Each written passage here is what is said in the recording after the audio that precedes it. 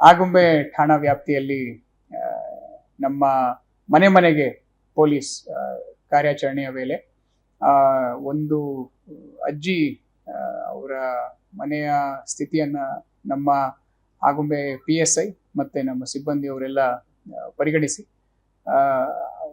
ಸುತ್ತಮುತ್ತಲು ಯಾರು ಒಂದು ಸಿವಿಲ್ ಸೊಸೈಟಿ ಆರ್ಗನೈಸೇಷನ್ಸ್ ಇದ್ರು, ಲಯನ್ಸ್ ಕ್ಲಬ್ ಅವ್ರ ಜೊತೆ ಒಂದು ಡಿಸ್ಕಷನ್ ಅನ್ನ ಮಾಡಿ ಗೌರಜ್ಜಿ ಅನ್ನೋ ಅಜ್ಜಿಗೆ 3 ತಿಂಗಳಲ್ಲೇ ಸುಮಾರು 1,90,000 ಬೆಲೆ ಬಾಳುವಂತಹ ಮನೆಯನ್ನ ಅವರೇ ಜಾಗದಲ್ಲಿ ಕಟ್ಟಿಸ್ಕೊಟ್ಟಿದ್ದಾರೆ. ಇದರಲ್ಲಿ ಮೊದಲು ನಾವು ಹೋದಾಗ ಅವರು ಅದು ಏನು ಬರೀ ಒಂದು ಶೀಟ್ ಹಾಕೊಂಡು ಅಷ್ಟೇ ಅಜ್ಜಿ ಇತ್ತು. ಅಲ್ಲಿ ಆನೆ ಕೂಡ ಬಂದು ಹೋಗಿತ್ತು ಮನೆ ಹತ್ರ.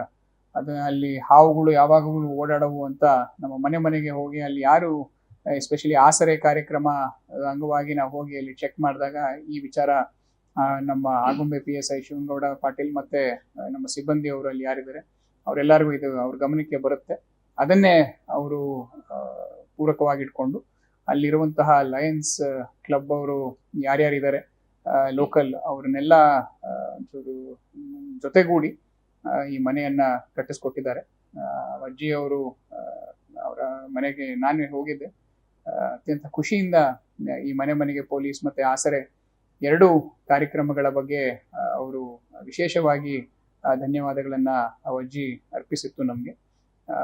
ಇದೆಲ್ಲವನ್ನು ನಮ್ಮ ಏನು ಮಾನ್ಯ ಮುಖ್ಯಮಂತ್ರಿ, ಗೃಹ ಮಂತ್ರಿ ಮತ್ತೆ DGIG ಸಾಹೇಬ್ರ ಆದೇಶದ ಮೇರೆಗೆ ಈ ಒಂದು ಕೆಲಸವನ್ನ ನಮ್ಮ ಆಗುಂಬೆ ಪೊಲೀಸರು ಮಾಡಿದ್ದಾರೆ.